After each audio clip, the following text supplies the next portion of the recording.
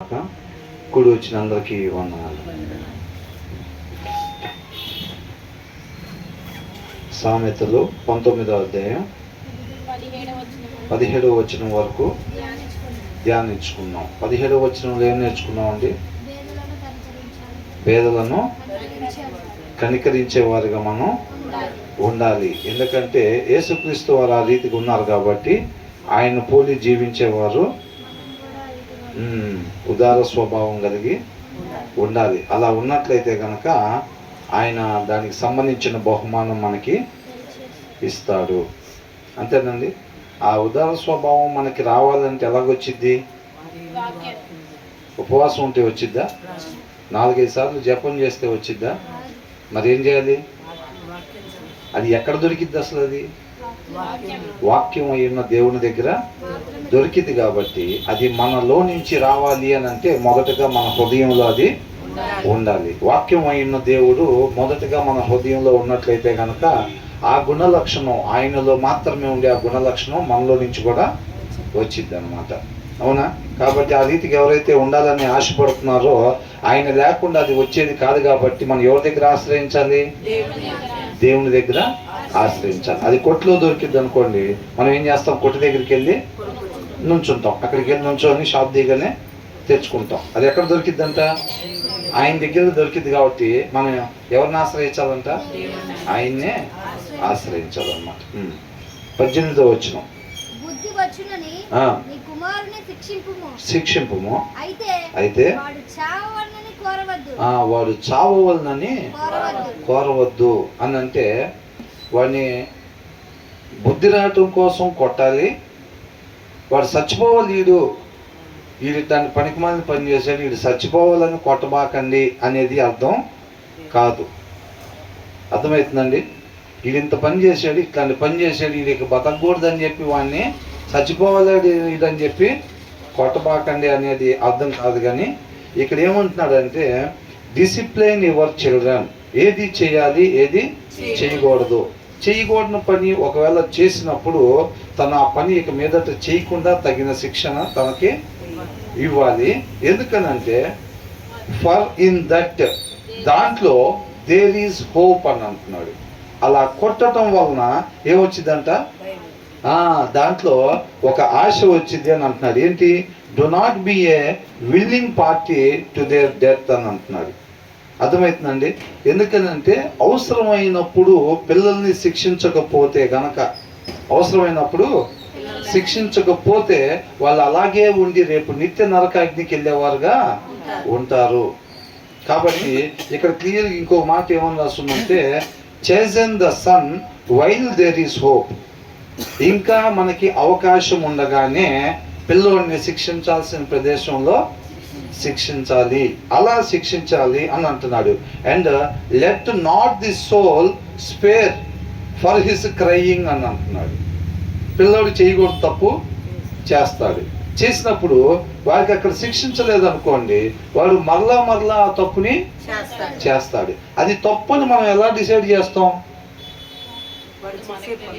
అంటే ఆ తండ్రికి ఆ తల్లికి తప్పు అనిపిస్తే అది తప్పు అయిపోయిద్దా? వాళ్ళకి రైట్ అనిపిస్తే రైట్ అయిపోయిద్దా?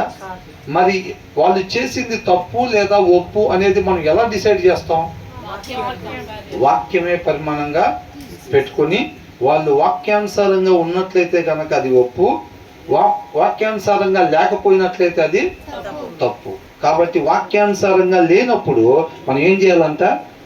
వాళ్ళకి శిక్షణ విధించి మరలా వాళ్ళు వాక్యానుసారంగానే ఉండేటట్టుగా, ఇక మీద ఎప్పుడు వాక్యాన్ని మీరి ఉండకుండా వారికి తగిన శిక్షణ మనం విధించాలి. ఇజ్రాయెల్ కూడా తప్పు చేసినప్పుడు న్యాయాధిపతుల గ్రంథంలో మనం చూసాం కదా, దేవుడు ఏం చేసేవాడు? శత్రువులకు అప్పగిచ్చేవాడు. వాళ్ళు తెలుసుకోవాల్సింది తెలుసుకునే దానికోసం వాళ్ళకి పనిష్మెంట్ ఇచ్చేవాడు అనమాట. శత్రువులు తీసుకెళ్ళి ఏం చేస్తారు? చక్కగా తలదు పౌడర్ రాసి స్నాక్స్ పెడతారా? వాళ్ళని బానిసలుగా చేసి వాళ్ళని బాగా హింస పెడతా ఉంటారు, శ్రమలు పెడతా ఉంటారు అనమాట.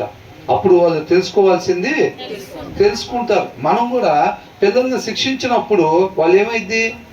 ఓహో, ఈ తప్పు నేను చేయకూడదు, ఇప్పుడు నేను చేసింది తప్పు అనమాట, అందుకనే నన్ను కొట్టారు, ఇక మీద నేను ఇది చేయకూడదు అని ఊరికి పిల్లోడు చేసిన దానికి కొట్టడం కాదు, ఆ శిక్షించేటప్పుడు ఇది చేయకూడని పని నువ్వు చేసావు, మాట్లాడకూడని మాట నువ్వు మాట్లాడావు, ఈ మాట మాట్లాడాలి, ఇలాంటి పనులు చేయాలని చెప్పాలి. ఊరికినే శిక్షించటం కాదు, మనం ఎందుకు శిక్షించామో తెలియాలి. అవునండి, వాళ్ళు ఏ తప్పిదం చేశారు, అలా కాకుండా ఎలా ఉండాలి వాళ్ళు, ఆ అడ్వైజ్ ఇవ్వాలన్నమాట. అది తెలియపరచాలి. ఊరికనే మనం ఏదో ఒకటి తీసుకొని కొట్టడం, లేకపోతే చేత్తో కొట్టేస్తే వాళ్ళకి ఎందుకు కొట్టామో కూడా అర్థం కాదు. ఏదో ఆయన కోపం వచ్చింది, కొట్టాడు, వెళ్ళిపోయాడు అని అనుకుంటాడు. ఎందుకు కొట్టారు, మనం ఉండాల్సిన రీతిగా ఉండలేదు, చేయకూడని పని మనం చేసాం కాబట్టి కొట్టారు, ఇక మీదట ఆ పని మనం చేయకూడదు, ఎలా ఉండాలో కూడా చెప్పాలి వాళ్ళకి. అవునా? అలా చెప్పాలన్నమాట వాళ్ళకి. మనం అలా కానీ చెప్పినట్లయితే వాళ్ళు ఏం చేస్తారంటే ఇక మీదట అలా ఉండకుండా వాక్యానుసారంగానే వాళ్ళు ఉండేవారుగా ఉంటారు. వాక్యానుసారంగానే ఉండేటప్పుడు రేపు వాళ్ళ ముగింపు ఎక్కడికి వెళ్తారు? నిత్య జీవానికి వెళ్తారు. ఒకవేళ మనం వాళ్ళు చేయకూడని పని చేశారు, మాట్లాడకూడని మాట మాట్లాడారు, అవునా, వాడిని కొట్టడానికి వెళ్ళావు, అవునా లేదా, శిక్షించాలా లేదా? వాడు చెయ్యత్తంగానే వాడు ఏం చేస్తాడు, పిల్లోడు భయపడిపోయాడు, ముఖంలో భయం కనపడి కళ్ళమ్మటి నీళ్లు బడబడా కారిపోతాయి. అప్పుడు ఏం చేస్తాం? మనలో ఆత్మీయ బలము ఉంటే శిక్షించాల్సిన రీతిగా పిల్లోడిని శిక్షిస్తాము. మనలో ఆత్మీయ బలం ఉండాల్సిన రీతిగా మన హృదయంలో వాక్యం లేదనుకోండి, చెయ్యి ఏమైందంటే ఆ కన్నీళ్లు చూసి ఆగిపోయింది. ఆగిపోతే ఏమైంది? వాడు ఏం చేస్తాడు, ఆ పని మరలా చేస్తాడు. అప్పుడు రేపు రోజున ఎక్కడికి వెళ్తాడు? నిత్య నరకాగ్నికి వెళ్తాడు. అది అని అంటున్నాడు, వాడు చావవలనని కోరుకోబాక. అవసరమైతే 2 దెబ్బలేసి ఆపాలి, అయితే కనుక నువ్వు 2 దెబ్బలేసి ఆపేటట్టు ఉండాలి చెయ్యి. అంతేలేగాని నువ్వు వాడు ఏడుస్తున్నాడు కదా అని చెప్పి నువ్వు ఆపేయొద్దు చెయ్యి అంటున్నాడు. అర్థమవుతుందండి? తెలుగులో ఏమనుందంట? శిక్షింపుము, వాడు చావుని కోరబాక అని అంటే నువ్వు శిక్షించుకున్న ఆపాక అంటున్నాడు. 2 దెబ్బలు వేయాలనుకోండి, వాడు చేసిన పనికి 2 దెబ్బలు కొట్టాలనుకోండి, 2 దెబ్బలు కొట్టాల్సిందే. మనలో ఆ జ్ఞానము, వివేకము, ఆ ఆత్మీయ బలం ఉన్నట్లయితే గనక ఆ 2 దెబ్బలు మనం వేసేవారంగా ఉంటాం అన్నమాట. మనలో తగిన ఆత్మీయ బలం లేదనుకోండి, పిల్లడు కొడతానికి వెళ్ళంగానే ఏం చేస్తాడు? వాడు ఏడుస్తాడు. ఏడవంగానే మనం ఏం చేస్తాం? మనలో బలం లేకపోతే వాడు ఆటోమేటిక్గా మనం ఆగిపోతాం. మనం ఆగంగానే రేపు వాడు ఎక్కడికి వెళ్తాడు? వాడు చచ్చిపోయేవాడు ఉంటాడు రేపు రోజున. కాబట్టి వాడు చావాలని నువ్వు కోరుకోబాక అని అంటే, అరే వద్దులే, కొట్టద్దులే, పాపం పిల్లడు ఏడుస్తున్నాడు, లేకపోతే భయపడుతున్నాడు, అవునా అని చెప్పి నువ్వు అట్లా ఆపాక. నువ్వు ఆపేవంటే నువ్వు డిసైడ్ అయినట్టు. ఏమని? సరే ఇప్పుడైతే పిల్లల్ని ఏడుపు ఆపేద్దాం, రేపు పోతే పోయాడులే నరకానికి, అట్లా కోరుకోబాక అంటున్నాడు. అర్థమవుతుందండి?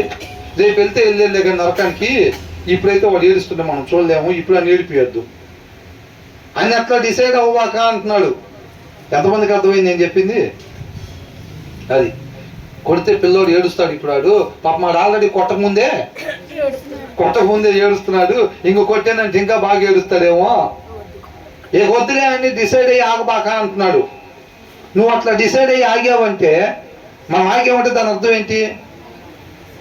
వెళ్తే వెళ్ళే నరకానికి, ఇప్పుడైతే పాపం ఏడిపోయేద్దాన్ని. అవునా? 2 దెబ్బలు శరీరానికి తగిలితే సురుకు పుట్టిద్ది, వాళ్ళు క్రమంలోకి నడుచుకుంటాడు. లైన్ దిగారు కదా, అందుకే కదా మనం శిక్షిస్తున్నాం. లైన్ ఎక్కుతారు, అవునా? లైన్ ఎక్కుతారు, రేపు నిత్య జీవం శాశ్వతమైన దాన్ని పొందుకుంటారు. అలా ఇవ్వకపోతే రేపు మనం కూడా లెక్క చెప్పుకోవాల్సి ఉంటుందంట దానికి. అర్థమవుతుందండి?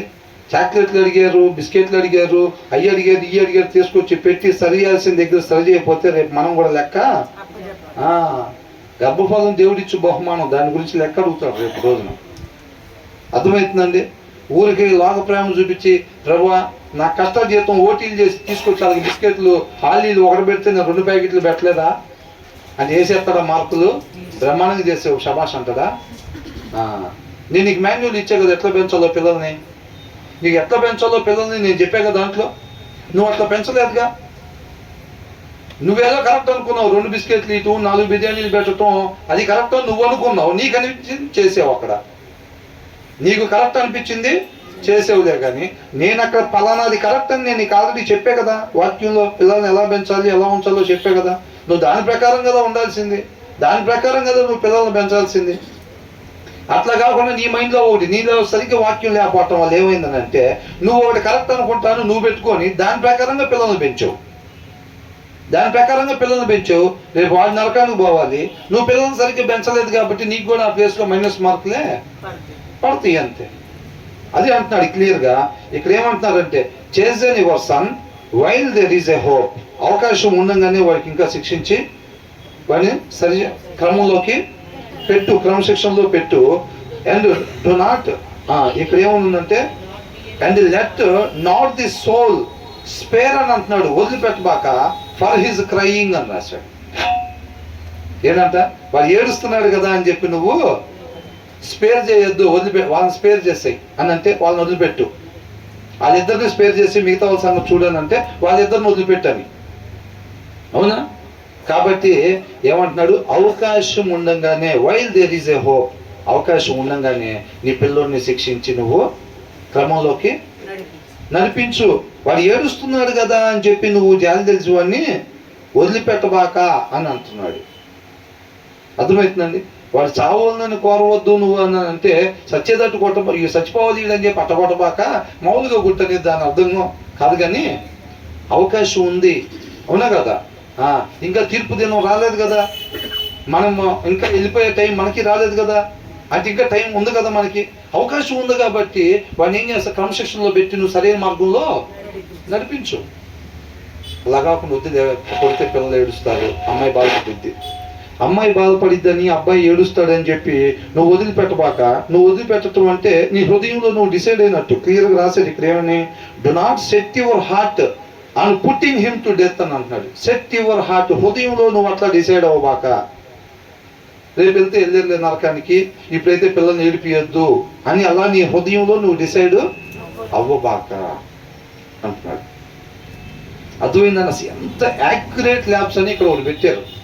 యాక్యురేట్ ల్యాబ్స్ అంటే ఖచ్చితంగా చెప్తాం మీ బ్లడ్ టెస్ట్ ఎంత ఉందో, బ్లడ్ రిపోర్ట్లు ఎంత ఉందో, లేదా పలానా రిపోర్ట్లు ఎంత ఉందో కొంచెం సూచాయిగా అంటారు చూసారా, అటు ఇటుగా అన్నట్టు. అలా కాదంట, ఖచ్చితంగా అనేది యాక్యురేట్ అని అంటే.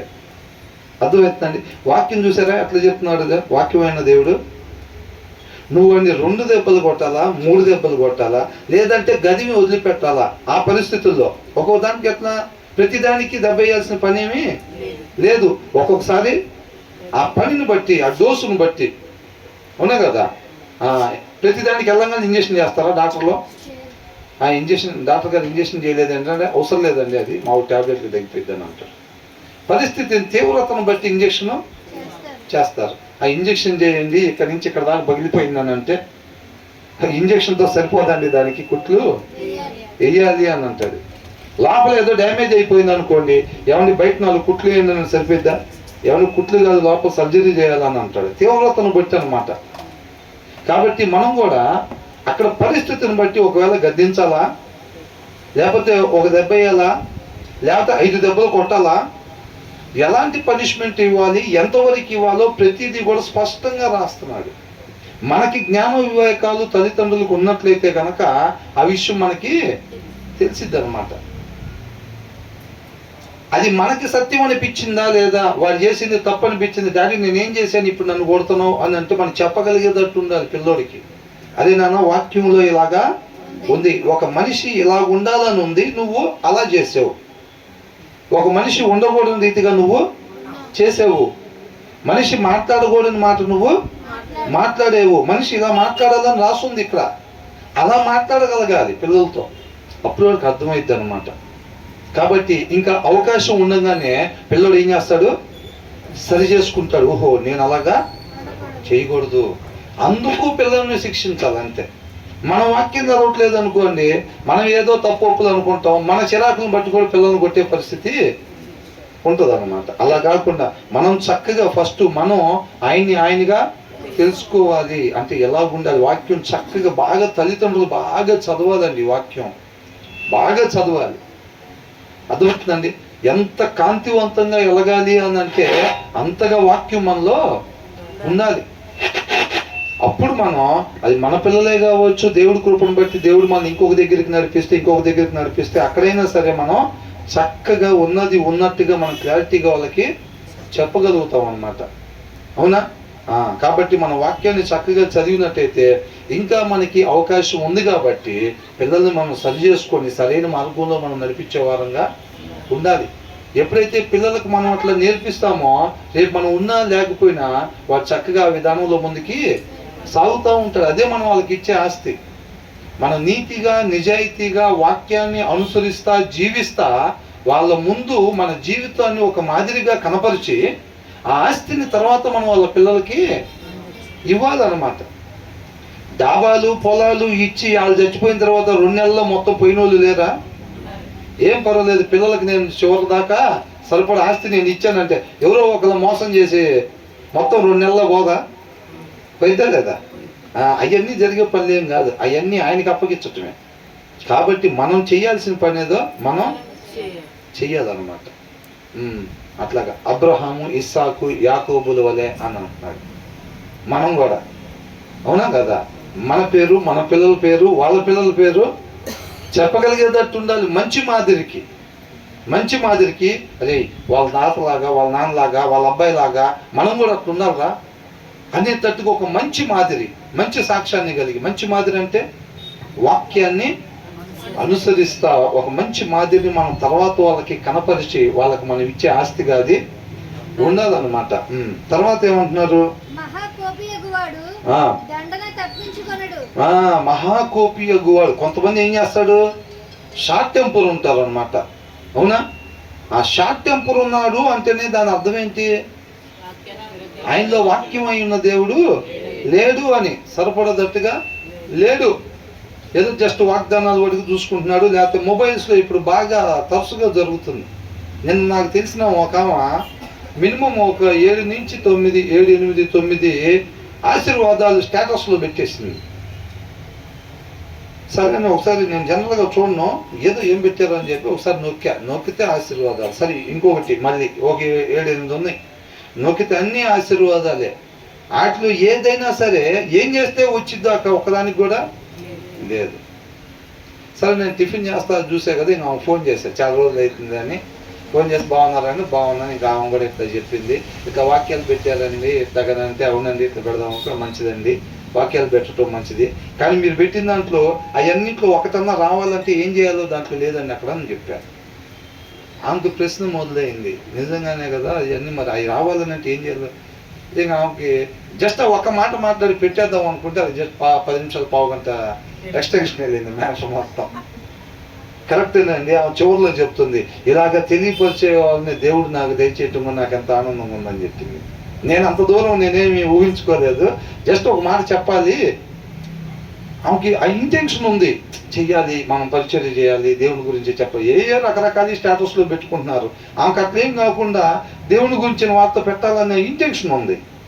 అవునా? కొంతమందికి ఫోర్స్ ఉండిద్ది, స్పీడ్ ఉండిద్ది, శక్తి ఉండిద్ది, కాకపోతే రాంగ్ డైరెక్షన్లో దాన్ని దూసుకుని వెళ్తూ ఉంటారు. ఆ స్పీడ్తో వాళ్ళని సరైన మార్గంలో కానీ మనం పెట్టగలిగితే, ఆ సరైన మార్గంలో వాళ్ళ స్పీడ్తో దూసుకుని వెళ్తే చాలా మందికి మేలు కలిగింది. వాళ్ళు ఏంటంటే సరైంది అనుకొని వేరే దారిలో పడి ఆ స్పీడ్ వాళ్ళకున్న హార్స్ పవర్ను బట్టి దూసుకుని వెళ్ళిపోతూ ఉంటారు. చాలా మేలు కలిగిద్దని వాళ్ళు అనుకొని కొంతమంది నష్టం కలుగుతుంది. వాళ్ళందరూ ఏం చేస్తారు? అట్లాగే పొద్దున్న లేచి టిఫిన్ చేసే టైం అని అంటే నొక్కగానే స్టేటస్లో అది రాగానే దేవుడు ఇది మాట్లాడాడు అనుకుంటా నాతో, నేను ఎట్లా ఉన్నది ఇచ్చేస్తాడని అనుకుంటారుగా బైబిల్ చదవని వాళ్ళు. అది ఆటోమేటిక్గా అనుకుంటారు అది. కాబట్టి ఇట్లా ఉంటుందండి పరిస్థితి. మనం ఆచారంగా కాకుండా మనం అనేక మంది దాన్ని తీసుకొచ్చి మన దాకా అంటించారు. మనం కూడా దాని తర్వాత వాళ్ళకి అట్లాగే అంటించి జనాన్ని తప్పుదారి పోనీయకుండా ఇదంతా చెప్పాల్సి వచ్చింది. ఆ దినాల్లో ఇజ్రాయెల్కి కూడా అబద్ధ ప్రవక్తలు ఏం చెప్పారు? ఏం పర్లేదు, మనం అంతా రైట్ వేలోనే ఉన్నాం, దేవుడు మనకు తోడుగానే ఉన్నాడు, సరైన దారిలోనే మనం పోతున్నామని చెప్పారు. ఆయన ప్రవక్త ద్వారా చెబుతుంటే ఆయన అబద్ధ బోధకుడు, మనమంతా పర్ఫెక్ట్గానే ఉన్నాం, ఏం పర్వాలేదు అని చెప్పారు. చెప్పినప్పుడు ఏమైంది? అట్నుంచి శత్రువుని పిలిచి దేవుడు అప్పగించాడు. అనేక సార్లు పెద్దల కన్నా ప్రవక్తను పంపించిన మీరు వినలేదు అది ఇది అని చెప్పి దేవుడు చెప్పాడు. అంటే వాళ్ళందరూ ఏం చేశారు? రాంగ్ గైడెన్స్ ఇచ్చారు. ఈయన కూడా ఉట్టి ఆశీర్వాదాలే పంపిస్తా ఉంటే జనాలు దాన్ని చదువుకొని ఏమైంది, అలాగా తప్పుడు దారిలో నడవటానికి మన దారి చూపించిన వాళ్ళం అవుతాం అన్నమాట. కాబట్టి మనం ఒక్కరైనా సరే స్టేటస్లో మీరు ఏది చేస్తే ఆయన ఎందుకు భయభక్తులు కలిగి ఉంటే ఆయన కృప మన ఎడల విస్తరించబడింది అనే మాట పెట్టారు అనుకోండి. ఓహో, ఆయన కృప మన ఎడల విస్తరించబడాలంటే మనం ఆయన ఎందుకు భయభక్తులు కలిగి ఉండాలన్నమాట అని ఒక్కరు చూసినా సరే ఆ ప్రకారంగా ఉండే ప్రయత్నం చేస్తారు. విత్తనాలు అయితే మన వంతు అక్కడ కూర్చొని మొలకొచ్చిందా లేదో చూసే పని మంది కాదు. స్టేటస్లో పెట్టి వ్యూస్ ఎన్ని వచ్చినాయి అది మన పని కాదు, అవునా? మనం స్టేటస్లో పెట్టాలి, ఏం చేస్తే ఏం వచ్చింది ఏంటని నలుగురికి మీద. అది ఎక్కడికి వెళ్ళాలి ఆయన చూసుకుంటాడు, అది ఆయన చూసుకుంటాడు. ఎక్కడికి వెళ్ళాలి, ఏ కార్యం జరగాలి, ఎవరి అదంతా మనకు తెలియదు. ఫలానా వాళ్ళు చదివి నిజంగా ఆత్మీయంగా బలపడి వాళ్ళు మంచి మార్గంలోకి నడుచుకొని వాళ్ళ ఆలోచనని సరి చేసుకొని ఉంటారు. అది ఆ విషయం మనకు తెలిసిద్దా? అందరూ ఫోన్ చేసి ఏమండి మీరు పెట్టిన దాన్ని చదివి మేము చాలా మేలు పొందుతున్నాం అని అనుకుంటామా? టీవీ ప్రసంగాలు వస్తూ ఉంటాయి, మనం విని అదే నిజం కదా అట్లా కదా అనుకుంటాం. మన జీవితంలో ఇంప్లిమెంట్ చేసుకుంటూ ఉంటాం. అలా ఫోన్ చేసి చెప్తామా? చెప్పం, అలాగ తెలియదు. ఆ పని మంద కాదన్నమాట. మనం విత్తనాలు వేసుకుంటా వెళ్ళటమే మన పని. ఆయన ఏ విత్తనానికి జీవం ఇవ్వాలో ఏ విత్తనానికి జీవం ఇవ్వకూడదో ఆయన చూసుకుంటాడు అదంతా, అవునా కదా? కాబట్టి మనం అలా చేయాలని చెప్పానమ్మా. ఇక్కడ ఏంటి, ఏ హార్ట్ టెంపర్డ్ పర్సన్, వీళ్ళలో హృదయంలో వాక్యం లేదు. హార్ట్ టెంపర్డ్ ఉన్నాడు అని అంటేనే ఆయనలో వాక్యం లేదు అని. వాక్యంలో నుంచి వచ్చే లక్షణం అది కాదు. అది వచ్చింది అని అంటే ఏంటంట, ఆయన ఏంటంటే ఈ heart tempered person must pay the penalty అని అంటున్నాడు. ఖచ్చితంగా తప్పించుకోవటానికి లేదు. అర్థమైందండి? చిన్న విషయానికి ఎవరినో తీసుకుని వెళ్ళి సెంటర్లో మర్డర్ చేసి చెప్తే వాళ్ళు ఊరుకుంటారా? వాళ్ళు ఏం చేస్తారు, కేసు పెడతారా లేదా? కేసు పెడతారు. వాళ్ళు తగిన శిక్ష దానికి సంబంధించింది ఎప్పటి నుంచో మనం అనుకునేదే మన ఫెలోషిప్లో. ఏంటి, రాజ్యాంగం పట్ల అప్పుడున్న ఎమ్మెల్యే అప్పుడున్న జడ్జిని బట్టో కాదు. ఆయన పొద్దున్న లేచి వెళ్ళి శుభ్రంగా మంచి మంచి ఆకారాలతో చేసుకొని దండం పెట్టి వచ్చి ఆయన అయితే ఆయనకి అక్కడ కూర్చున్నాడు అనుకోండి, ఆయన చదువుకున్న పుస్తకాల నుంచి జడ్జిమెంట్ డిసైడ్ చేస్తాడు, అవునా? దావీదు టైంలో ఎట్లుండేదంట, ధర్మశాస్త్రమే రాజ్యాంగంగా ఉండేదంట, అవునా కదా? అప్పుడు ఏమైంది, వాళ్ళు దీని ప్రకారం ఇలా చేశారు కాబట్టి ఇలా చేసిన ఆయనకి వాళ్ళు మారు మనసు పొందాలి అని అంటే ఆయనకి కావలసిన శిక్ష ఫలానాది అని చెప్పి ఆ శిక్ష విధిస్తాడు. ఆ శిక్షను ఎప్పుడైతే ఆ మనిషి అనుభవిస్తాడో అప్పుడు తను మార్పు చెందుతాడు అన్నమాట. మనోళ్ళు ఏం చేస్తారంటే ఈ లోపలే షార్ట్ టెంపర్లో వాళ్ళు ఎవరు చేసేస్తాడు, వాళ్ళు ఎవరు వచ్చి కేసు పెడతారు. వీళ్ళు వెళ్ళిపోయి ఎమ్మె రాజకీయ నాయకుడి దగ్గరికి వెళ్ళి, అన్న మనోడి పరిస్థితి ఎట్లా అయింది, నిన్న కొంచెం రాత్రి ఇట్లా జరిగింది, వాడు మన పార్టీ వాడే అనగానే ఏం చేస్తారు, సరే చేసేది ఏముంది, వాడు చాలా బ్యానర్లు కట్టారన్న, పోయినసారి వాళ్ళని చాలా మంది దన్యాడు మనోడే. అదంటే అవునా, సరే నెక్స్ట్ ఎలక్షన్ కూడా దగ్గరలో ఉన్నాయి, మళ్ళీ చాలా మంది తనాల్సి ఉంది కాబట్టి అందరూ అట్లా తనగలుగుతారు లేదో, ఇన్ని సేవ్ చేస్తేనే బెస్ట్ అనుకొని ఏం చేస్తాడు, స్టేషన్కి ఫోన్ చేసి అది కొద్దిగా రాత్రి గలిబిల్లు అట్లా జరిగిందని చెప్పేసేయండి, మనోని అయితే సేవ్ చేయండి అల్టిమేట్గా అని చెప్తారు. చెప్పగానే వాళ్ళు ఏం చేస్తారు, సేవ్ చేస్తారు. అట్లాగంట అట్లా హార్ట్ టెంపర్ అంటే సేవ్ చేస్తే అక్కడ ఏముంది తర్వాత తర్వాత తెలుగులో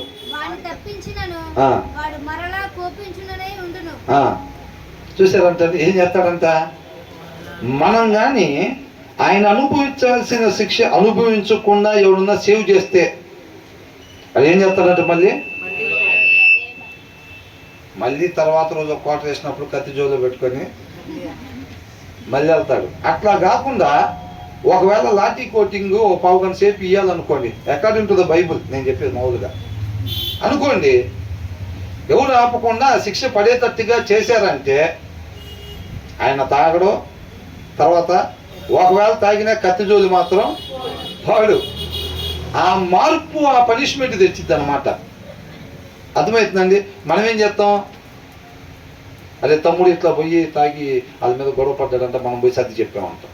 మనం ముందే పోయి వాళ్ళ తమ్ముడిని ఏదో చేద్దాం అనుకున్నారంట, తమ్ముడి గురించి మాట్లాడుకుంటున్నారంట అంటే, ముందే మన తమ్ముడి మీద ఉన్న ప్రేమతో ఏం చేస్తామంటే, మనం పోయి ఏమండి తప్పు అయిపోయింది, కొద్దిగా అనుకోకుండా అట్లా జరిగిందండి, వాడి బేసిక్గా ఉద్దేశం ఏం లేదు, మీరంటే వాడికి ఏం శత్రుత్వం లేదు, వాడు కొద్దిగా రాత్రి వాళ్ళ ఇంట్లో కొంచెం గలిబిలు అయ్యి వాడు ఆ ఫ్రస్ట్రేషన్లో బయటకు వచ్చి ఇట్లా అవటంతో వాడు ఇట్లా జరిగిందండి, మీ మీద ఆ ఉద్దేశం ఏం వాడికి వ్యక్తిగతంగా అసలు లేదు, అది ఇది అని చెప్పేసి అక్కడ సల్లబరిచేసి వాళ్ళ చేతులు గిల్లు పట్టుకొని మనం దాన్ని మభ్యపెట్టి వస్తాం. అమ్మయ్య తమ్ముని సేవ్ చేసాంలే, లేకపోతే వాళ్ళు తన్నే వాళ్ళ నలుగురు కలిసి అని చెప్పి ఆయన పడాల్సిన శిక్ష పడకుండా మనం కవర్ చేసి వచ్చి మనం పొద్దున్న క్యారేజీ కట్టుకొని డ్యూటీకి వెళ్తాం.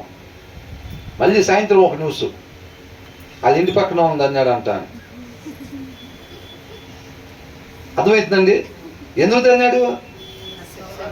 రాత్రి మనం పోయి ఆపొచ్చాం చూసారు, దానికి తిన్నాడు. మళ్ళీ గొప్ప డ్యూటీ నుంచి డైరెక్ట్గా అక్కడికి పోయి వాళ్ళ కాళ్ళు చేతులు పట్టుకుని మళ్ళీ బతికినా, మళ్ళీ రేపు సాయంత్రం ఫోన్ వచ్చింది అంటున్నారు. అది చెప్తుంది ఇక్కడ తర్వాత ఏమంటున్నాడు, రెస్క్యూ దెమ్ అని, hot tempered person must pay the penalty, ఖచ్చితంగా పెనాల్టీ దాన్ని చెల్లించాల్సిందే. ఒకవేళ రెస్క్యూ దెమ్, నువ్వు ఆ పెనాల్టీ పే చేయకుండా నువ్వు కానీ అడ్డం పడి నీ ఇన్ఫ్లుయెన్స్ ఉపయోగించు, నీ లోక ప్రేమ కాలిపోతుందని చెప్పి నువ్వు పోయి వాడిని ఏదన్నా సేవ్ చేసావంటే వాడికి పడాల్సిన శిక్ష. అంటే దావీదు తప్పు చేస్తే దేవుడు ఏం చేశాడు, నా హృదయానుసారుడు బంగారు కొండ పాపం చేశానని ఒప్పుకున్నాడు కదా, వాడికి ఎందుకులే శిక్ష అనుకున్నాడా? నువ్వు ఒప్పుకున్నావు, నువ్వు యాక్చువల్గా మరణానికి గురయ్యే పాపం నువ్వు చేసింది, నువ్వు పశ్చాత్తాపడ్డావు కాబట్టి ఎవరు నశించిపోవటం ఆయనకి ఇష్టం లేదు. ఆయన టార్గెట్ ఎవడని తప్పు చేస్తాడు, ఎవడు దొరుకుతాడో వాడిని శిక్షిద్దాం అనేది ఆయన టార్గెట్ కాదు, ఆయన హృదయం అట్లాంటిది కాదు. నువ్వు పశ్చాత్తాపం పొందుకున్నావు కాబట్టి నువ్వు మరణానికి గురవ్వకుండా నీ పాపాన్ని ఆయన పరిహరించాడు. కాకపోతే దానికి సంబంధించిన పరిణామం అయితే నువ్వు ఖచ్చితంగా అనుభవించాల్సిందే, లేదంటే నువ్వు మరలా మేడ మీదకి ఎక్కినప్పుడు తేడా పడిద్ది. అది చెప్తున్నాడు దేవుడు. అర్థమైందా? నువ్వు ఇది అనుభవించకపోతే నువ్వు ఈసారి కోట మీదకి ఎక్కినప్పుడు కూడా తేడా పడిద్ది. మళ్ళీ నీకు ఇంకా అట్లా పడకుండా ఉండాలంటే నీకు ఈ శిక్ష పడాల్సిందే, నువ్వు ఈ దారిన వెళ్ళాల్సిందే. అప్పుడు నువ్వు అనేక మందికి మాదిరికరంగా ఉంటావు. నా హృదయానుసారుడివి, నా చేతులతో తయారు చేసుకున్నా నిన్ను, నువ్వు ఆ దారిలో వెళ్తుంటే నాకు కూడా ఎంతో బాధ, కానీ లోపల ఆనందం. బాగుపడుతున్నాడు, దారి తప్పిపోయినాడు దారిలోకి వస్తున్నాడు. అనేకులకి అన్ని జనుల మధ్యలో నువ్వు కనికరం లేకుండా చేసి అనేక మంది అన్ని జనులు నా నామాన్ని దూషించేటట్టుగా చేశాడు అన్నవాడు అనేక మంది దగ్గర నా నామాన్ని మహింపరిచేవాడిగా అవుతున్నాడు అనేది లోపల ఆనందం దేవుడికి. కానీ బయట దావీదు చెప్పులు తల మీద పెట్టుకొని ఏడ్చుకుంటూ కొండెక్కుతుంటే తండ్రికి ఎలా ఉంటుంది? బాధ ఉంటుందా లేదా? అది బయట బాధ అనిపించిన లోపల దేవుడికి ఆనందం అన్నమాట. నా నామాన్ని దూషించేటట్టుగా చేసినవాడు నా కుమారుడు నా నామాన్ని మహిమపరిచేవాడిగా మాదిరికరంగా తయారవుతున్నాడు ఆ దారిలో వెళ్ళటం వలన. అర్థమవుతుందండి? అట్లా కానీ నువ్వు వాడికి పడాల్సిన శిక్ష పడకుండా నువ్వు సేవ్ చేసావంటే rescue them and you will have to do it again అని అంటున్నాడు. నువ్వు మరలా, వాడు ఖచ్చితంగా మరలా కోపడతాడు, నువ్వు మరలా పోయి కాళ్ళు చేతులు పట్టుకోవాల్సిందే అంటున్నాడు. నువ్వు రెండోసారి కూడా పోయి పట్టుకుంటే మూడోసారి కూడా మళ్ళీ పోయి కోపడతాడు. నువ్వు మూడోసారి కూడా నువ్వు రెండోసారి పోయేటప్పుడే డిసైడ్ అవ్వు, పోయి వాళ్ళ ఇంటికి వెళ్ళి బతుకులాడదాం తమ్ముడు బదులు, తమ్ముడికి ఏం కాకుండా అని నువ్వు ఎప్పుడైతే డిసైడ్ అయ్యి ఒక అడిగేస్తావో అప్పుడు నువ్వు ఇంకొకటి కూడా డిసైడ్ అవ్వాలి. ఏంటంటే నేను ఇలా మరలా పోవాల్సి వచ్చింది అనేది నువ్వు ముందే డిసైడ్ అవ్వు అంటున్నాడు. ఒకవేళ మూడోసారి జరిగితే తమ్ముడికి ఏం కాకూడదు, పాప మళ్ళీ ఏం చెప్తారో మనకే తెలీదు కాబట్టి మళ్ళీ అడుగుదాం అని నువ్వు మూడోసారి కూడా డిసైడ్ అయ్యావు అనుకో, అప్పుడే నువ్వు ఇంకోటి కూడా డిసైడ్ అవ్వాలి. ఏంటంట, నేను నాలుగోసారి కూడా ఇట్లాగా రావాల్సి వచ్చింది అని. ఎందుకంటే వాడు మరలా కోపపడేటట్టుగా నువ్వే చేస్తున్నావు. నువ్వు పోకుండా ఉంటే ఆయన అట్లా చేశాడు, అది ఖచ్చితంగా పెనాల్టీ పడాల్సింది పడిద్ది. ఇక నువ్వు రెండోసారి పోవాల్సిన పని లేదు, మూడోసారి పోవాల్సిన పని లేదు, నాలుగోసారి పోవాల్సిన పని లేదు. ఆయన నేర్చుకోవాల్సింది అక్కడ నేర్చుకుంటాడు అంతే. అది దేవుడి జ్ఞానం. మన లోక జ్ఞానం ఏం చేసిద్ది, అదే పాపం వాళ్ళు తంతారనుకుంటే వీడికి నొప్పి పుట్టిద్దేమో, అవునా? లోక ప్రేమ, లోక జ్ఞానం మనకు అడ్డం పడిపోయి లేదు నొప్పి సురికే కదా ఎవరికన్నా అని చెప్పి పోయే ప్రయత్నం చేస్తాం. మనకు చూస్తానికి అట్లా ఉన్నా సరే వాళ్ళు తంతారో ప్రాణం చేస్తారో మనకేం తెలుసు. పోతేనే బెస్ట్ అనుకుంటే, పోతేనే బెస్ట్ అనుకున్నామంటే మనలో బలం సరిపోలేదని అర్థం. అవునా కదా? ఆయన చూస్తూ ఉంటాడా? ఆయనకి తెలియదు ఎంతవరకు చేయాలో. నేటి డాక్టర్లు అన్న 2 అంగుళాలు కట్ చేయాల్సింది 4 అంగుళాలు కట్ చేస్తారేమో, కానీ ఆయన దగ్గర 0.0009% కూడా తేడా పడదు. ఆ పరిస్థితికి ఎలా ట్రీట్మెంట్ ఇవ్వాలి, ఎంత ట్రీట్మెంట్ ఇవ్వాలో చక్కగా ఆయనకన్నా వైద్యుడు ఉన్నాడా? అలా చేస్తాడు.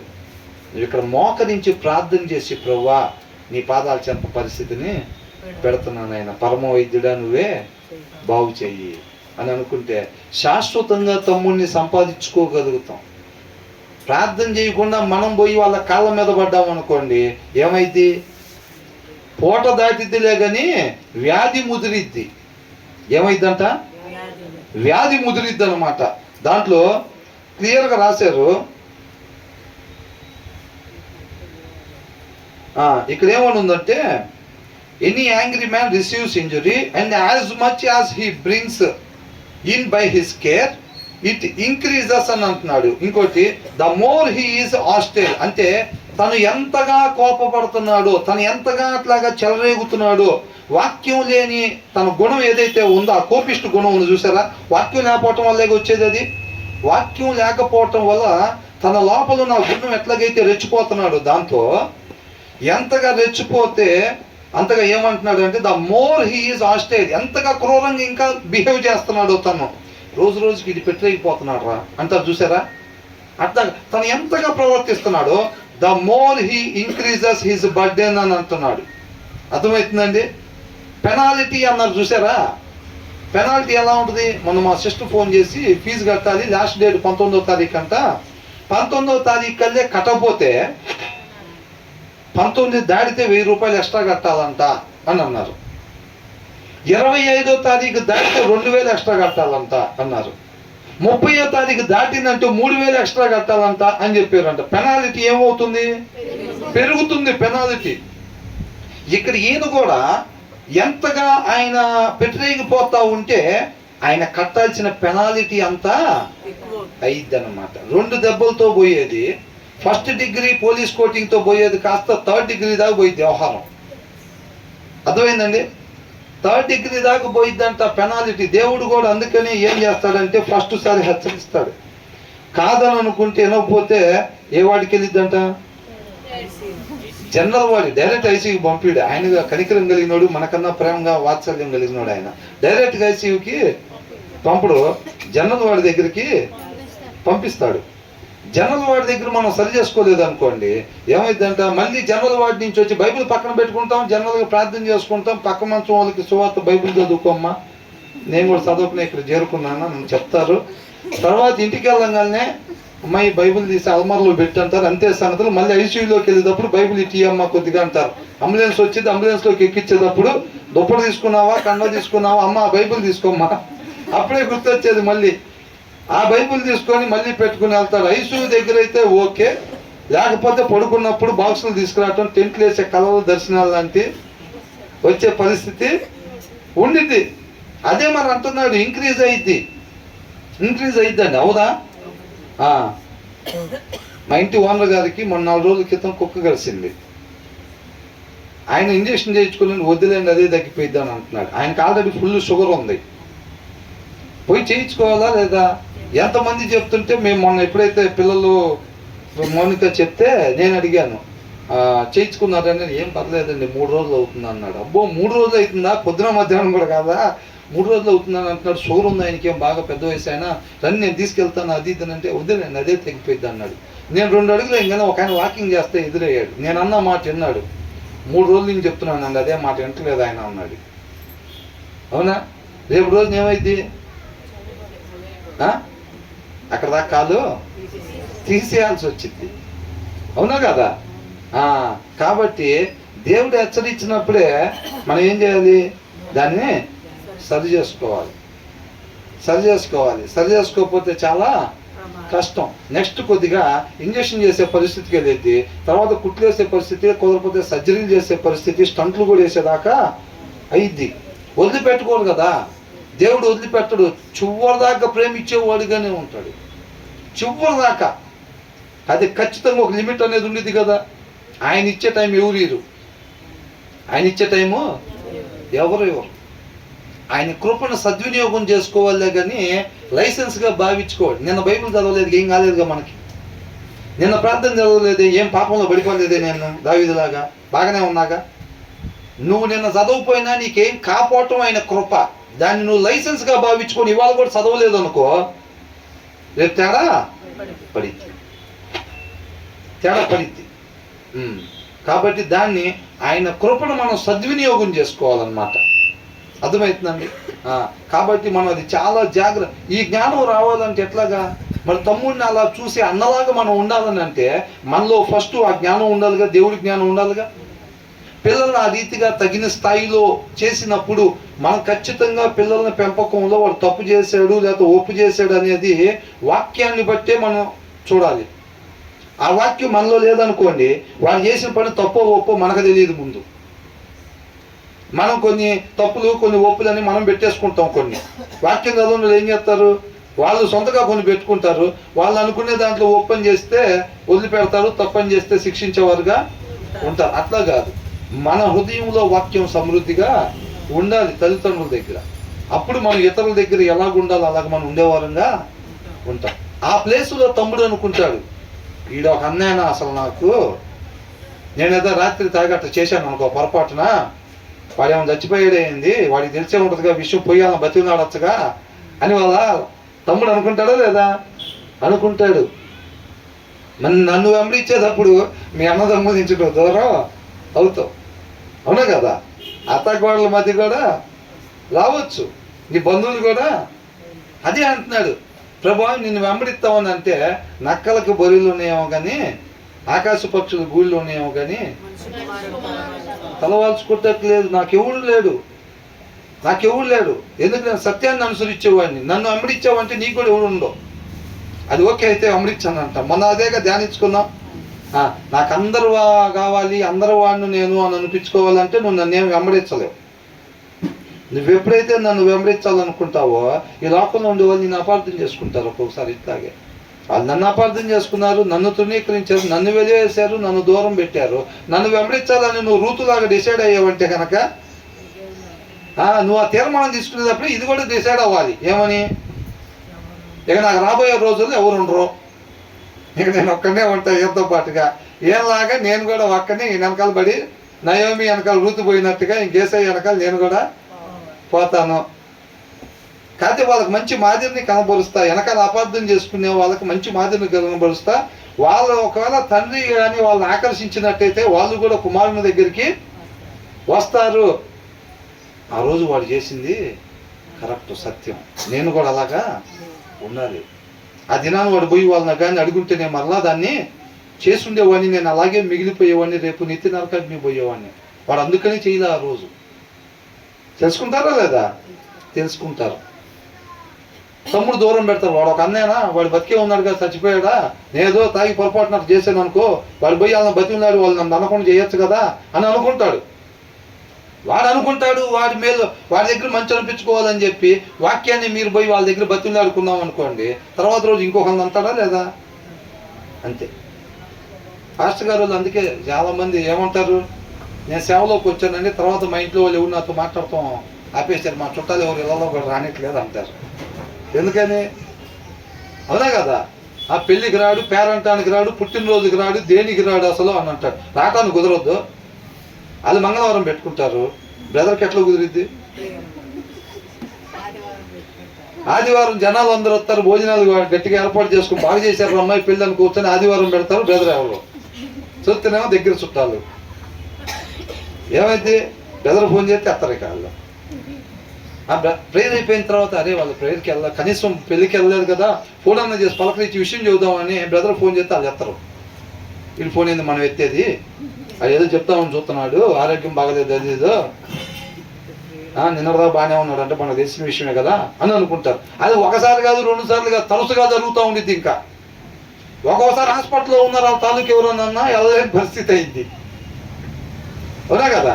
వాళ్ళు అపార్థం చేసుకుంటారు లేదా? అట్లాగా నిదానంగా ఒకరి తర్వాత ఒకరి పరిస్థితిని బట్టి దూరం అయిపోయి చివరాఖరికి ఒక్కళ్ళే మిగిలి ఎవరన్నా ఆ కాలనీలో వాళ్ళు బాగలేదంటే వచ్చి ప్రార్థన చేయించుకుంటా పోతూ ఉంటారు. కానీ వీళ్ళు మాత్రం ఒక్కళ్ళే ఉంటారు. కనెక్షన్ ఇటు నుంచి ఉండిద్ది, ట్రాన్స్ఫార్మర్ నుంచి కనెక్షన్ అయితే ఉండిద్ది పర్ఫెక్ట్గానే. ఈ మిగతా కనెక్షన్లన్నీ కట్ అయిపోతాయి. ఒకప్పుడు పెద్ద కుటుంబం నుంచే సేవకు వచ్చేది ఇక్కడ, తర్వాత ఈ ఒక కుటుంబమే అయింది అంతే. అవునా? దాని ప్రకారం అన్నిటికీ సిద్ధపాటు అయి ఉండాలి. ఆయన కార్యాలు ఆశ్చర్య కార్యాలు అంటే బియ్యం లేకపోతే బియ్యం ఇచ్చాడు, బియ్యం నాకు మధ్యాహ్నం ఎట్టాకుంటే మధ్యాహ్నం ఒక బస్తా తీసుకొచ్చి ఇదిగోని మీకు ఇత్తనం, అట్టగే ఉండవు ఆశ్చర్య కార్యాలు ఇట్టా కూడా ఉంటాయి. నా కుమారుని ఏమన్నాడంటే దేవుడి స్వరమేనా అని అనుకున్నాడు అబ్రహాం. దేవుడి స్వరం కాదనుకుంటే దేవుడు ఇట్టండి గోరు కూడా వస్తాడు అనుకున్నాడా? అనుకోలే. ఆయనకి ఏది దేవుడి స్వరం ఏది దురాత్మ స్వరం ఆయనకి చక్కగా తెలుసు. కొంతమంది చూసారా, వాళ్ళ ఫ్రెండ్ కానీ వాళ్ళ చుట్టాలకు ఫోన్ చేయగానే ఎమ్మటే గుర్తుపట్టేస్తారు స్వరాన్ని బట్టి. అవునా కదా? అదే నేను ఫలానా అని అనకముందే ఫోన్ చేసి అలో అనగానే చెప్పరా బాబాయ్ అని అనేస్తారు వాళ్ళు. ఎత్తా దేవుడు కూడా అబ్రహాం అనగానే చిత్తం ప్రభు అన్నాడు. అదే దురాత్మ పిలుస్తుంది అనుకో, అబ్రహాంకి తెలిసిపోయింది, చీపురు తీసుకుంటాడు అమ్మితే. తీసుకుంటాడా లేదా? అర్థమైపోయింది అబ్రహాంకి. దేవుడేమి అబ్రహాం నేను మీ తండ్రిని అని ఏం పరిచయం చేసుకోడు. అబ్రహాం అనగానే తెలిసిపోయింది. అంటే ఆ సహవాసం అట్లా ఉండిద్ది అనమాట. ఓయ్ అనగానే 3 గదులు అవతల ఉన్న భార్య పిలిస్తే తెలిసిద్దా లేదా భర్తకి? ఎక్కడ వస్తున్నా అంటాడా లేదా? ఆటోమేటిక్గా తెలిసిపోయింది. ఎలాగా? అలా సహవాసం అట్లాగా ఉండిద్ది కాబట్టి అర్థమైపోయింది. మనకి తీర్థం బైబిల్ కరెక్ట్గా అలా మేలైంది వస్తే దేవుడే మాట్లాడాడు అంటాం. నీకు ఉందలే అంటే చట సరిగ్గా తీరా బైబిల్ నేను అనుకుంటాం. మనకి ఎవరేం స్వరమో తెలీదు. మనం అనుకునేది వస్తే దేవుడు స్వరం అనుకుంటాం. ఒకవేళ దేవుడు నిజంగా గద్దింపుగా మాట్లాడాడు అనుకో, చట ఇది దేవుడు స్వరం కాదు, నన్ను ప్రేమించేవాడు ఆయన ఇట్లా మాట్లాడు నాతో, అన్ని మేలు అంటాడు ఆయన అని అనుకుంటారు. సరిగ్గా సమాసం లేకపోతే ఏం తెలిసిద్ది? అంతేనా కదా? 4-5గురితో ఉంటున్నారు అనుకో, నీ ఊర్లో ఒక నా ఊర్లో ఒక మెయింటైన్ చేస్తే ఓయ్ అంటే ఎవరు పిలిచారో తెలియదు. అట్లానే కన్ఫ్యూజన్లు కూడా ఉంటాయి. కాబట్టి ఇక్కడ ఏమంటున్నాడంట, ఆ ముక్కోపి ఎవరైతే కోపిస్తుంటాడో వాళ్ళంతా మనం కానీ సేవ్ చేసామంటే మాత్రం ఆ పెనాల్టీ తను చెల్లించకుండా ఉంటే కనుక ఆ పెనాల్టీ రోజుకి ఏమైందంట పెరిగిద్ది అని అంటున్నాడు. Is hostel the more he increases his burden ఇంకా పెరిగిద్ది అని అంటున్నాడు. చెల్లించాల్సిన మూల్యం ఇంకా పెరిగిద్ది. ఒకళ్ళు ఏదో పొరపాటున కొట్టుకున్నారు రాత్రిపూట, వాళ్ళు పోయి స్టేషన్కి వాళ్ళు ఉంగితే వాడిని ఏదో ఒకటి సరి చేస్తారు. దగ్గర అట్లా కాకుండా దొరకకుండా తిరుగుతున్నాడు అనుకోండి, వాడి మీద ఏం చేస్తారు? పట్టించినోడికి 10,000 అంటారు. ఇంకా దొరకకుండా అట్లాంటి పనులు చేసుకుంటూ తిరుగుతూ ఉంటే పట్టించినోడికి 50,000 అంటారు, 1,00,000 అంటారు. తర్వాత ఏకంగా వాడు దొరకగానే ఊరి తెస్తారు. అదే పట్టైపోతే 2 టన్నులు దాన్ని వాడిని ఇంకోసారి కనపడ్డా నీ పేరు స్టేషన్కి వెళ్ళి వచ్చావంటే నీ గురించి ఎవడన్నా స్టేషన్ కాడికి వచ్చాడు నీ సంగతి తెలుస్తామంటారు, పంపిస్తారు. 3-4 రోజులు లేకపోతే మహా అయితే 1 వారం రోజులు నొప్పులు తగ్గుతాయి. అట్ట కాకుండా అట్టని పనులే చేసుకుంటూ అట్టే తిరుగుతున్నాం అనుకోండి, ఎవరికి దొరకకుండా ఏదో ఒక రోజున పట్టుకుంటారు, నీట్గా తాడు రెడీ చేస్తారు. రెడీ అయితే లేదా?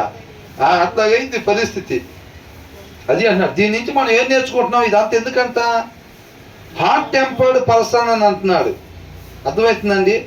అంటే వాక్యంలో లేని గుణం. ఒరే బాబు, అంటే దీన్ని బట్టి మనకి ఏం అర్థం అవుతుందంటే మనిషిలో ఉండకూడని గుణ లక్షణాలు మనం కలిగి ఉండకూడదు. మనిషి ఏ గుణ లక్షణాలు కలిగి ఉండాలి అని అంటే వాక్యం అయి ఉన్న దేవుడు ఏ గుణ లక్షణాలు కలిగి ఉన్నాడో మనం కూడా అయ్యే గుణ లక్షణాలు కలిగి ఉన్నట్టయితేనే ఆయన పోలి మనం జీవిస్తామన్నమాట. ఈ గోల ఎందుకురా?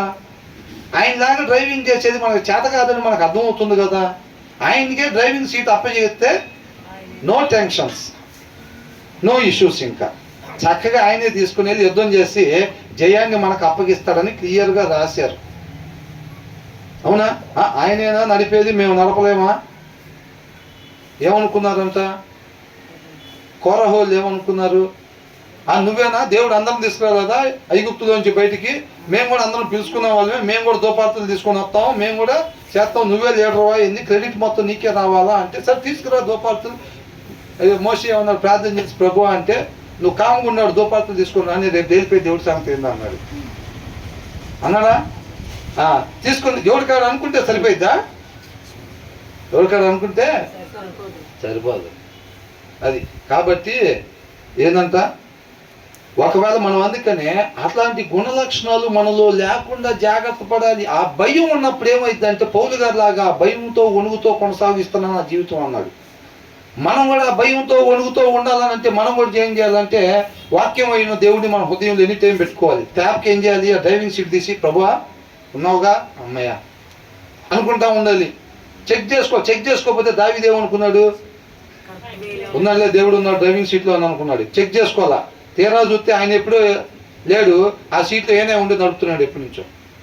శరీరమే నడుపుతుంది, ఆటోమేటిక్గా శరీరం నడిపిన దాని ప్రకారంగా వెళ్ళిపోవటం, ఆమెను పిలవటం, వాళ్ళ ఆయన్ని లేపేయటం, కవరింగ్ చేసుకొని జనాలకి ఎవరికి తెలియకుండా మేనేజ్ చేసి ఆమెను తీసుకొచ్చి కోటలో దింపేసి ఏం తెలియదు అంతా బాగానే కవరింగ్ చేసుకున్నాను సింహాసనం మీద కూర్చున్నాడు. ఇక సింహాసనం మీద కూర్చొని రూలింగ్ చేస్తున్నాడు. ఇంకా ఏమాత్రం సిగ్గేది లేకుండా చేస్తున్నాడో లేదా? అంతకుముందే అంటే నాతో మాట్లాడక ముందే సిగ్గుపడినట్టు ఏమైనా ఉందా? ఆయన బాధపడి ఇచ్చా నేను తప్పుడు పని చేశాను సింహాసనం మీద నేను ఎక్కడైనా అన్నాడు ఏమన్నా? సింహాసనం మీద కూర్చొని ఉండగా నాతో మాట్లాడాడు. అవునా? అంటే మొత్తం చేయాల్సిన పనులను చేసి శాస్ట్రీగా రూలింగ్ మొదలు పెట్టేశాడు. నాతో మాట్లాడకపోతే అతను ఎన్ని జరిగాయో. ఇంకా ఎందుకు? డ్రైవింగ్ సీట్లో ఆయన లేడు. అవునా కదా? కోట మీద నుంచే శరీరాన్ని అనుసరించడం మొదలుపెట్టి శరీరాన్ని అనుసరించే పద్ధతిలోనే సింహాసనం మీద కూర్చొని ఉన్నాడు మనిషి. ఎంత డేంజర్ అసలు, ఎంత డేంజర్. అవునా? వదిలిపెడితే ఇంకెట్లుండేదో. అవునా కదా? అది కాబట్టి ఆయన అక్కడ కూర్చున్నాడు అని అంటే ఆయన దగ్గరికి వచ్చే మనుషులకి న్యాయ అన్యాయాలు దేన్ని బట్టి ఇవ్వాలి? వాక్యాన్ని బట్టి ఇవ్వాలి. వాక్యమైన దేవుడు ఏం దగ్గర లేడు. మరి ఈయన ఏం చేస్తాడు? ఆమెను పిలిపించడం కరెక్ట్ అనిపించింది, వాళ్ళ ఆయన్ని లేపేయటం కరెక్ట్ అనిపించింది, జనాలకు తెలియకుండా నేగ్గా కోటలో దింపటం కరెక్ట్ అనిపించింది. ఇరువురు మధ్యలో గొడవలు వచ్చి ఆయన దగ్గరకు వచ్చినప్పుడు ఆయనకి పలానాది కరెక్ట్ అనిపించింది. దాన్ని బట్టి జడ్జిమెంట్ ఇచ్చేస్తాడు. ఆ జడ్జిమెంట్కి వచ్చిన ఆడవాళ్ళలో ఎవరైనా ఇంకా అందంగా కనపడితే ఆమెను కూడా ఇంట్లో పెట్టుకోవటం కరెక్ట్ అనిపించచ్చు. చెప్పలేదు, ఎందుకంటే వాక్యమైన దేవుడు లేడు కదా అక్కడ సీట్లో. అవునా? చాలా ఘోరాలు జరిగిపోయాయి. కాబట్టి ఆయన కృపను బట్టి నాతోను పంపించేది, కానీ పంపిపోతే ఒకటే. అదే మనం అనుకోండి, సరైన సవాసం లేకపోతే ఏం చేస్తాం? దొంగలు పట్టుకున్నట్టు చూస్తూ ఉంటారు. ఎప్పుడు దొరుకుతారో పట్టుకుందామని చూస్తూ ఉంటారు. దేవుడు అని అనుకుంటారా లేదా? దావీదు అట్లా అనుకున్నాడా? ప్రభువా నువ్వు పట్టుకోపోతే నా పని అయిపోయేదని అంటున్నాడు. అవునా కదా? నువ్వు పట్టుకోపోయి ఉండింటే నా పని అయిపోయేదే. నువ్వు కృపామయుడు ప్రేమామయుడివి, నన్ను పట్టుకొని సరిచేసావు, నా తండ్రివి నువ్వు అని అంటున్నాడు. నా కొండ కోట నువ్వు, నా తల్లిదండ్రులను గౌరవించినట్టుందా? దావీదు వాళ్ళ నాన్న పేరేంటి? యెషై. ఆయన గౌరవించినట్టు రాస్తుందా? ఎన్నిసార్లు గౌరవిస్తున్నాడు? అవునా కదా? తర్వాత ఏమంటున్నాడు? అయిపోయిందా టైము? సరే అయిపోయింది కదా, ఇంతటితో ముగిద్దాంలే. ఎందుకంటే మంగళవారం కదా, ఇంతకన్నా ముందుకెళ్తే బాగుండదు. ఎంత స్వీట్ అయినా సరే వద్దులేండి నెక్స్ట్ మాటలు. సరే ఇంకెంతటితో ముగిద్దాం, మిగతా తర్వాత నేర్చుకుందాం. దేవుడికి మహిమ కలుగును.